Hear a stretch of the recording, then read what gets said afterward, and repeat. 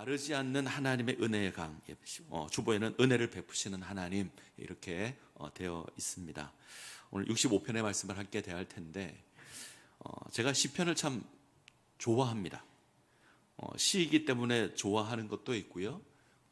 가끔 말씀드리지만 이 시편에는 우리가 갖는 모든 감정의 표현들이 다 담겨져 있기 때문에 좋아합니다. 기쁨도 있고 슬픔도 있고요. 분노도 있습니다. 절망이나 배신이나 원망도 있고 심지어 저주까지 포함되어 있습니다. 감정의 바다를 살고 있는 시인이 하나님 앞에 그 마음을 정직하게 고백하는 것이 시편입니다. 때문에 시편을 보게 되면 우리의 모습을 정직하게 만날 수도 있습니다. 그런 감정 속에서 어떻게 하나님께 기도하고 어떻게 하나님을 찬양하는가, 이런 의미에서 시편을 보게 되면 참 감동이 됩니다. 그래서 제가 시편을 좋아합니다. 자, 이런 점을 생각하면 설교하는 것이 참 쉬울 것 같다 이렇게 생각될 수 있지만 설교하기 정말 어려운 게 시편입니다. 가장 어려운 성경의 장르를 뽑으라 그러면 저는 시편인 것 같습니다. 시 자체가 해석하기 어렵고요, 설교하는 건 더 어렵습니다. 그래서 부탁드리는 건 늘 설교자를 위해서 기도해 주셔야 합니다. 잘 준비할 수 있도록 하나님께서 은혜를 베푸셔서 말씀을 잘 깨달을 수 있도록 그렇게 함께 은혜를 나누기를 원합니다. 제가 왜 이렇게 설교 전에 시편 설교가 어렵다 이야기를 하냐면 오늘 설교 준비하는 게 좀 어려웠습니다. 65편인데 제가 제법 많은 어려움을 겪었습니다. 오늘 설교가 만약 어렵지 않고 여러분들에게 쉽게 은혜가 된다면 하나님께서 역사하신 겁니다. 그 은혜를 누리셨으면 좋겠습니다. 제가 시편 65편을 처음 대할 때 왜 어려움을 느꼈냐면 이 주제가 좀 선명하지 않았습니다. 시인이 뭘 이야기하려고 하는가 이거 찾는 게 좀 어려웠습니다. 한참을 묵상을 했습니다. 65편 시작을 보시면 성전에서 하나님 예배하는 곳으로 시작합니다. 성전에서 하나님 예배하는 감격을 고백합니다. 성전에서 하나님을 기뻐합니다. 근데 중간에 오게 되면 창조의 하나님을 이야기합니다. 하나님께서 바다 위에 세상을 창조하시고 운행하신다. 그리고 마지막을 오면 이 땅에 풍요를 허락하시는 하나님에 대한 고백이 나옵니다. 마른 땅에 물을 공급하시는 하나님, 그래서 이 땅을 풍요롭게 하는 하나님.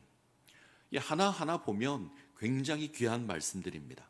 성전에서 하나님을 예배하는 것, 창조의 하나님, 이 땅을 풍요롭게 하는 하나님, 너무나 감격스러운 고백인데 이 세 가지 주제가 한 시에 있습니다. 더군다나 시편 65편은 그렇게 긴 시도 아닙니다.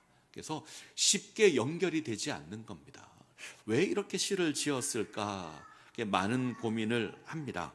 그리고 묵상을 하고 묵상을 하다가 어느 순간 시편 65편이 와닿았는데 참 큰 은혜가 되었습니다. 그래서 정말 귀한 찬양이다 이런 고백을 하게 되었습니다. 그리고 이 고백을, 이 은혜를 함께 누리기를 소원합니다. 1절을 한번 볼까요? 1절 같이 읽습니다. 하나님이여 찬송이 시온에서 주를 기다리오며 사람이 서원을 주께 이행하리이다. 일단 1절부터 좀 어렵습니다. 하나님이여 찬송이 시온에서 주를 기다립니다. 사람이 서원을 이행하기를 원합니다. 뭔가 좀 어렵습니다. 조금 제가 표현을 바꿔봤습니다. 자, 표현을 바꾸면 이렇게 됩니다. 시온의 하나님, 침묵으로 하나님을 찬양합니다. 하나님께서 은혜를 베푸시면 하나님을 섬기겠습니다. 다시 한번요. 시온의 하나님, 침묵으로 하나님을 찬양합니다. 하나님께서 은혜를 베푸시면 하나님을 섬기겠습니다. 조금은 쉬운 것 같죠? 자, 주목해야 될 단어가 하나 있습니다. 침묵입니다. 우리말 번역에는 기다림 이렇게 번역이 되었습니다. 말 없는 침묵으로 하나님을 기다리는 겁니다. 지금 시인은 하나님 앞에서 말 없는 침묵으로 찬양합니다. 말 없는 침묵으로 하나님을 기다립니다. 말 없는 침묵으로 하나님께 기도하고 있습니다. 표현을 조금 바꾸면 하나님의 은혜만을 바라보는 겁니다. 나의 모든 건 내려놓고 말 없는 침묵으로 하나님을 소망하며 하나님께 기도합니다. 이렇게 하는 이유가 있습니다. 2절을 보시죠. 2절 같이 읽습니다. 기도를 들으시는 주여 모든 육체가 주께 나아오리이다. 우리 하나님 어떤 하나님이시죠? 기도를 들으시는 하나님.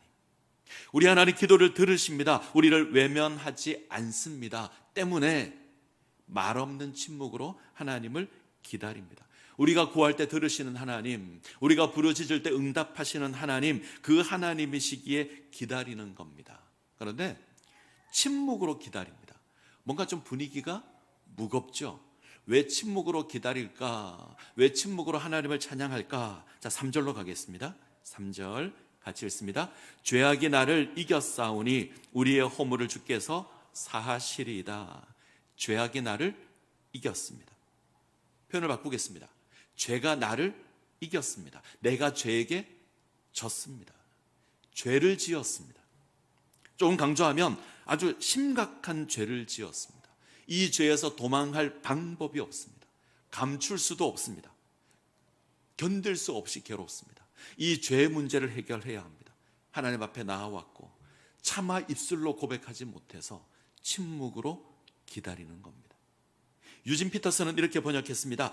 지은 죄가 너무 무거워서 내가 감당할 수 없습니다. 하나님, 내가 용서받을 수 없는 죄를 지었습니다. 감히 하나님 앞에 세워질 수 없는 죄를 지었습니다. 그래서 내가 침묵으로 기다립니다. 하나님, 우리 죄를 용서해 주십시오. 이랬더니 하나님께서 어떻게 하셨죠? 우리 허물을 주께서 사해 주셨습니다. 하나님께서 용서해 주셨습니다. 자, 시인이 고백하는 하나님, 우리 기도에 응답하시는 하나님, 특별히 죄의 문제를 용서하시는 하나님. 우리는 용서받을 수 없는 죄인이지만, 우리는 감당할 수 없는 죄를 지었지만 하나님 용서해 주십니다. 우리가 그런 존재입니다. 우리는 하나님을 거역한 죄인입니다. 감히 하나님 앞에 설 수 없습니다. 이 죄는 우리가 감당할 수 있는 게 아닙니다. 하나님의 심판을 받아서, 형벌을 받아서, 그래서 망할 수밖에 없는 인생인데, 감히 하나님 앞에 나설 수 없는 인생인데, 그래서 침묵으로 하나님 바라볼 수밖에 없는 겁니다.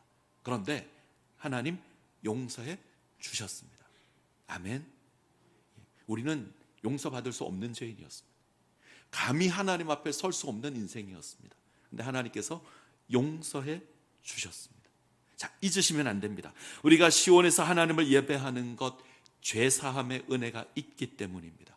우리가 교회에서 하나님을 예배하는 것, 하나님을 찬양하는 것, 우리 죄의 문제를 해결하시는 하나님의 은혜가 있기 때문입니다. 하나님 앞에 설 수 없는 인생인데 하나님 용서해 주셔서 우리가 이 자리에서 하나님을 예배하는 겁니다. 자, 그래서 고백하는 게 4절입니다. 자, 4절을 같이 읽습니다. 주께서 택하시고 가까이 오게 하사 주의 뜰에 살게 하신 사람은 복이 있나이다. 우리가 주의 집 곧 주의 성전의 아름다움으로 만족하리이다. 저는 이 말씀이 너무 감격스럽습니다. 다시 한번 볼까요? 주께서 택하시고 가까이 오게 하사 주의 뜰에 살게 하신 사람이 복이 있습니다. 하나님 우리를 택하셨습니다. 우리를 가까이 오게 하십니다. 하나님의 집에 살게 하십니다. 죄의 무게를 감당할 수 없는 우리인데 하나님 우리를 택하셨습니다. 불러주셨습니다. 하나님 안에 살게 하십니다. 저는 이것보다 구원을 잘 설명한 것을 본 적이 없습니다. 하나님 우리를 택하셨고 우리를 불러서 가까이 하셨고 하나님의 집에 살게 하셨습니다. 우리가 이 은혜를 누립니다. 이 울림을 기억하셔야 합니다. 죄로 말미암아 하나님 앞에 설 수 없는데 하나님 택하셨고 부르셨고 하나님의 성전에 거하게 하셨습니다. 그래서 하나님의 성전에서 기뻐하는 겁니다. 자, 이 시인이, 이 은혜를 경험한 시인이 하나님을 이렇게 부릅니다. 우리 구원의 하나님. 5절이 이렇게 시작하죠. 우리 구원의 하나님. 하나님은 우리를 구원하시는 하나님이십니다. 자, 그런데 우리 구원의 하나님 이렇게 고백했는데 그 뒤에 나오는 내용은 창조입니다. 자, 6절, 7절 한번 볼까요? 15편. 자, 5절, 6절, 7절 같이 읽겠습니다.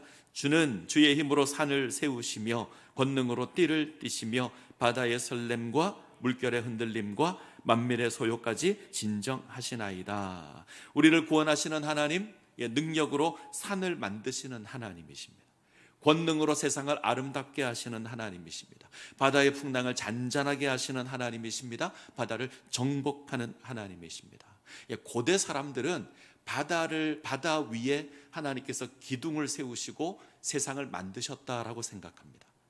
그래서 하나님께서 바다를 정복하시고 세상을 만드셨다, 이것을 이렇게 고백하는 거죠. 바다의 설렘과 물결의 흔들림과 이것을 다 정복하시고 세상을 창조하십니다. 하나님께서 거센 풍랑을 잔잔하게 하시며 바다 위의 세상을 창조하시고 운행하십니다.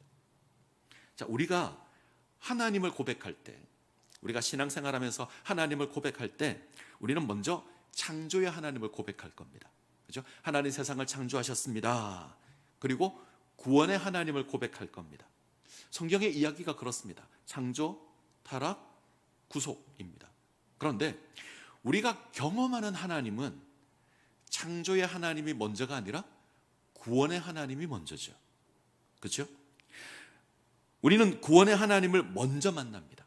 하나님께서 나를 구원하셨다는 은혜를 우리가 먼저 누립니다. 그리고 나서 그 하나님이 창조의 하나님이라는 것을 압니다. 지금 시인이 그것을 고백하는 겁니다.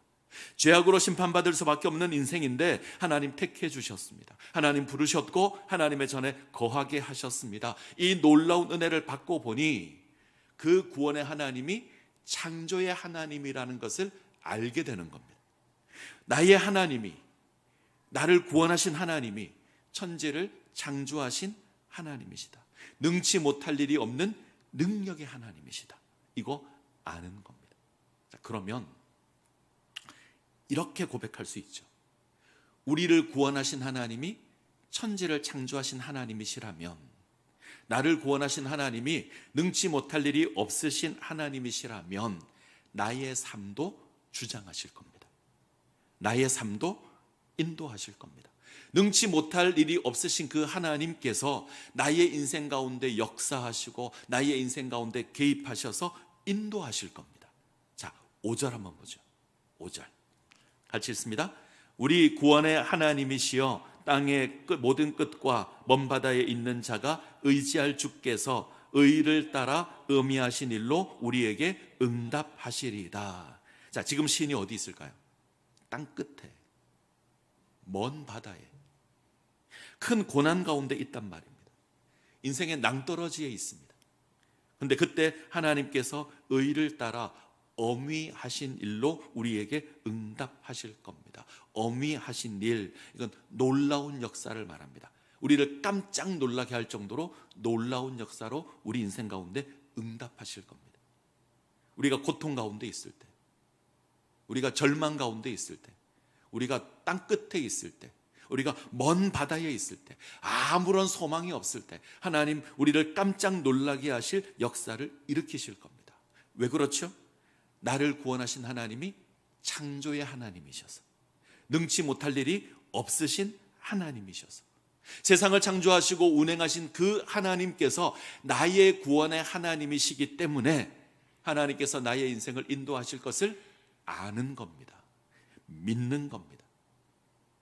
하나님 당신의 백성을 지키시는 하나님이십니다. 이스라엘이 바벨론 포로로 잡혀갔을 때, 땅 끝에 있을 때 하나님 변함없이 이스라엘을 지켰습니다. 하나님을 알지 못하는 나라이고 하나님을 거역하는 나라이고 그 나라에 살고 있지만 하나님 변함없이 당신의 백성을 지켰습니다. 다니엘, 사드락, 메삭, 아벳느고 지키셨습니다.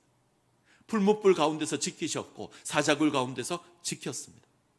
아하수에로 왕 때 에스더와 모르드게를 통해서 하만의 계략에서 건져내십니다. 하나님 당신의 백성을 기억하시는 하나님이시고 건져내시는 하나님이십니다. 그 하나님이 우리의 구원의 하나님이시고 창조의 하나님이십니다. 아멘. 정리해보죠.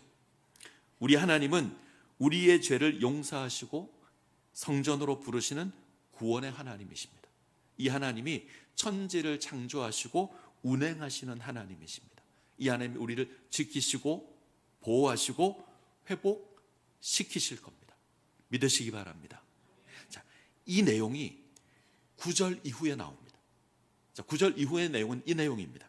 자, 이 부분이 65편의 진짜 내용입니다. 시인은 이 내용 이야기하고 싶어서 구원의 하나님 고백하고 창조의 하나님을 고백했습니다. 자, 9절 다시 띄워 주십시오. 자, 9절 다시 한번 보죠. 같이 읽습니다. 땅을 돌보사 물을 대어 심히 윤택하게 하시며 하나님의 강에 물이 가득하게 하시고 이같이 땅을 예비하신 후에 그들에게 곡식을 주시나이다.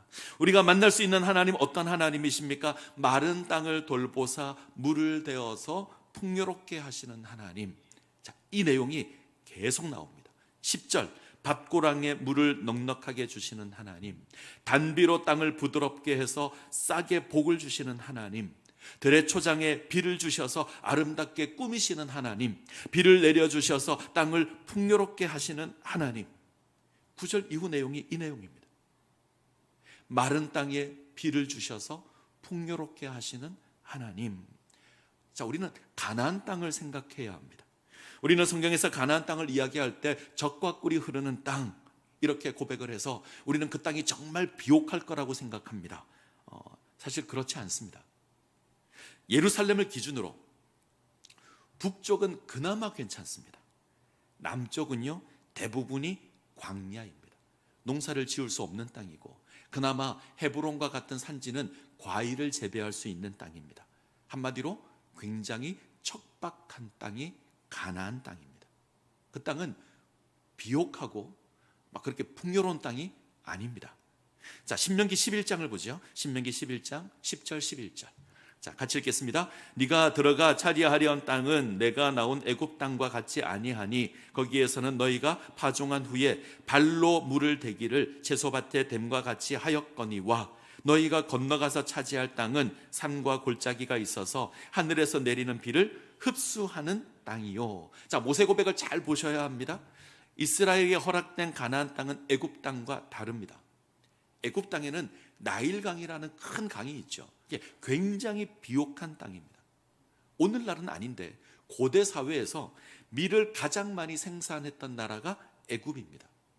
물이 있어서 나일강이 있어서 굉장히 비옥했습니다. 그래서 자, 9절 계속 띄워 주십시오. 9절을 보시면 발로 물을 대어서 농사를 했다 이렇게 말합니다. 발로 물을 댄다. 이 말은 물레방아 같은 것을 만들어서 발로 물을 대어서 농사를 짓는 겁니다. 앞서 했던 10절을 보여주십시오. 10절 11절. 10절 11절 보시면 발로 물대기를 채소밭에 댐과 같이 했다 이렇게 이야기합니다. 발로 물을 댄다. 물레방아 같은 것을 발로 돌려서 물을 퍼서 농사를 지었다. 항상 나일강이라는 물이 있어서 이렇게 농사를 지었습니다. 근데 가나안 땅은 아니에요. 가나안 땅은 하늘에서 내리는 비를 흡수하는 땅입니다. 큰 강이 있어서 농사를 지을 수 있는 땅이 아닙니다. 강이라고는 요단강이 유일한데 반복해서 말씀드리지만 작은 개울 같습니다. 척박한 땅입니다. 제때 비가 내리지 않으면 농사를 지을 수 없습니다. 적절할 때 비가 와야 합니다. 적절할 때 비가 오지 않으면 농사를 지을 수 없는 땅입니다. 그런데 성경은 이 땅을 젖과 꿀이 흐르는 땅이라고 합니다. 왜 그렇죠? 이유가 바로 그 다음 절에 있습니다. 12절. 신명기 11장 12절 같이 읽습니다. 내 하나님 여호와께서 돌봐주시는 땅이라 연초부터 연말까지 내 하나님 여호와의 눈이 항상 그 위에 있느니라. 우리 하나님 여호와께서 돌봐주시는 땅입니다. 이것이 이유입니다. 하늘에서 내리는 비를 흡수해버리는 땅이지만, 그래서 척박한 땅이지만 하나님께서 돌봐주십니다. 씨를 뿌린 후에 이른 비를 내려주셔서 싹이 나게 하시고 열매 맺을 때가 되면 늦은 비를 허락하셔서 열매를 맺게 하십니다. 하나님께서 돌봐주십니다. 자, 시인이 고백하는 게 뭘까요? 척박한 땅이지만 풍년이 들 수 있습니다. 물을 댈 수 없는 땅, 하늘의 비를 삼키는 땅이지만 이 땅이 풍요의 열매를 맺을 수 있습니다. 이유가 뭐죠? 하나님께서 돌보시기 때문에, 하나님께서 은혜를 베풀어 주시기 때문에, 하나님께서 이 땅을 돌봐주시면, 하나님께서 물을 내려주시면 풍년이 들 수 있습니다. 하나님께서 밭고랑에 물을 대시면 풍성한 소출을 얻을 수 있습니다. 척박한 땅이지만 젖과 꿀이 흐를 수 있습니다. 하나님께서 함께 하시면. 우리 인생이 땅 끝에 있고 우리 인생이 먼 바다에 있지만 하나님께서 함께 하시면, 하나님께서 역사하시면 얼마든지 풍요를 누릴 수 있습니다. 우리가 고난 가운데 있지만, 어려움 가운데 있지만 하나님께서 돌보시면 모든 문제가 해결될 겁니다. 지금 시인은 이거 고백하는 겁니다. 자, 다시 한번 11절 12절 볼까요? 신명기 11장 12절. 같이 읽습니다. 내 하나님 여호와께서 돌봐주시는 땅이라 연초부터 연말까지 내 하나님 여호와의 눈이 항상 그 위에 있느니라. 연초부터 연말까지 하나님께서 지키실 겁니다. 시작부터 마지막까지 하나님께서 지키실 겁니다. 우리가 2026년을 시작합니다. 하나님의 눈이 우리를 지키실 겁니다. 그 눈이 연말까지 하나님께서 지키실 겁니다. 연초부터 연말까지, 시작부터 끝까지 우리 하나님 지키실 겁니다. 이 은혜를 누리시기 바랍니다. 자, 65편에도 동일한 고백이 있어요. 자, 65편 11절. 65편 11절 같이 읽습니다. 주의 은택으로 한 해를 관 씌우시니 주의 길에는 기름방울이 떨어지며. 하나님께서 우리가 맞이하는 새로운 한 해를 은혜의 관으로 씌워 주실 겁니다. 마르지 않는 하나님의 은혜의 강이 우리 2026년을 지키실 겁니다. 풍요롭게 하실 겁니다. 이 은혜를 누리시기를 바랍니다. 학자들은 시편 65편을 이해할 때 추수의 때에 부르는 노래 이렇게 생각합니다. 추수하기 직전에 이제 하나님께서 비를 내려주셔서 열매를 거두게 하실 거다, 이걸 소망하며 부르는 찬양입니다. 그러면 9절 이후의 내용은 기도이어야 합니다. 무슨 말인지 이해가 되시죠?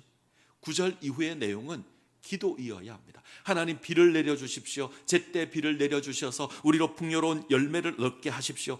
이런 기도이어야 합니다. 근데 9절 이후를 쭉 보시면 어디에도 기도가 없습니다. 하나님 이렇게 해주십시오 이렇게 고백하지 않습니다. 하나님 복을 주셨습니다 이렇게 고백합니다. 무슨 말일까요? 이미 하나님께서 복을 주실 것을 알고 확신하고 믿고 고백하는 겁니다.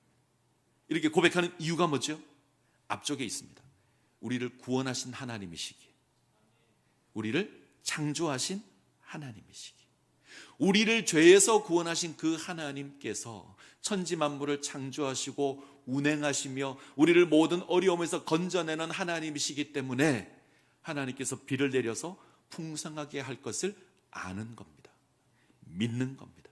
하나님께서 척박한 땅에 은혜의 비를 내릴 것을 아는 겁니다. 때문에 기도의 신대 감사의 찬양을 부르는 겁니다. 나를 죄에서 구원하신 하나님이시기에, 천지를 창조하신 그 능력의 하나님께서 나를 붙드시기에 척박한 땅이지만 하나님께서 비를 내려서 풍요를 누리게 할 것을 믿는 겁니다. 그 확신으로 찬양하는 겁니다. 우리 인생도 동일합니다. 우리 인생이 척박하지 않습니까? 땅 끝에 거하고 바다 끝에 거하는 그런 인생 아닙니까? 어쩌면 혼돈하고 어쩌면 공허하고 흑암이 가득한 인생입니다. 그런데 하나님께서 역사하시면 회복될 겁니다. 하나님께서 돌보시면 풍성한 은혜를 누릴 겁니다. 자, 기억하셔야 될 것이 있는데 우리를 향한 하나님의 은혜의 강은 마르지 않습니다. 다시요. 우리를 향한 하나님의 은혜의 강은 결코 마르지 않을 겁니다. 우리 하나님은 독생자를 보내면서까지 우리를 사랑하신 하나님이십니다. 당신이 할 수 있는 모든 것으로 우리를 사랑하신 하나님이십니다. 그 하나님의 은혜의 강 마르지 않을 겁니다. 항상 우리를 향해서 공급될 겁니다. 자, 스펄전 목사님이 이런 고백을 했습니다. 화면을 한번 보죠. 제가 읽습니다. 하나님은 땅을 방문하여 정복자처럼 돌아다니나 인간 정복자와는 달리 땅을 초토화하지 않는다. 땅을 두루 다니시지만 그분의 발자취는 비옥함과 번영을 남긴다. 다시 한번요. 하나님은 땅을 방문하여 정복자처럼 돌아다니나 인간 정복자와는 달리 땅을 초토화하지 않는다. 땅을 두루 다니시지만 그분의 발자취는 비옥함과 번영을 남긴다. 세상의 왕은 땅을 정복하면 그 땅에 있는 모든 것을 빼앗습니다. 그죠? 한 나라의 왕이 다른 나라를 정복하게 되면 그 나라에 있는 모든 것을 빼앗습니다. 땅을 척박하게 만듭니다. 근데 하나님은 아닙니다. 하나님 이 땅에 오셔서 이 땅을 정복하시지만 우리의 것을 빼앗지 않습니다. 우리를 더 풍요롭게 하십니다. 하나님께서 은혜의 강을 우리에게 베풀어 주셔서 우리로 그 놀라운 은혜를 누리도록 하십니다.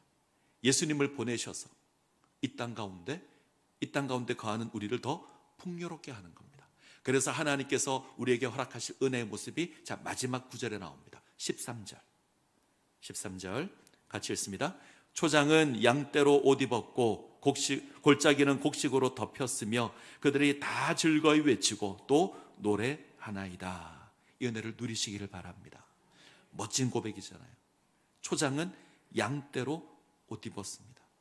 푸른 초장인데 하얀색으로 변했습니다. 마른 골짜기는 곡식이 가득하게 될 겁니다. 이 풍요를 우리가 누리게 될 겁니다. 우리가 이것으로 기뻐하게 될 것이고 우리가 이것으로 하나님을 찬양하게 될 겁니다. 2026년이 이 은혜를 누리는 복된 한 해가 되시기를 간절히 소원합니다.